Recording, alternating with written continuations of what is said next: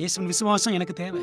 இயேசுவான விசுவாசமா எப்படி நின்னாரு போராட்டங்களில், நான் நிற்கணும். எப்படி நிற்க முடியும்?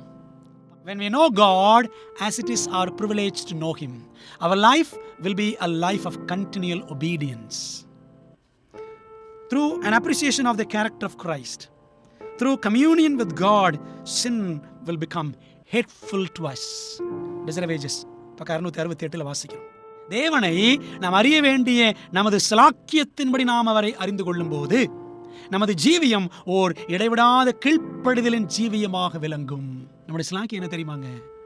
தேவனை அறிய வேண்டிய விதத்தில் நாம் அறியணும். அது நம்முடைய பிரிவிலேஜ்.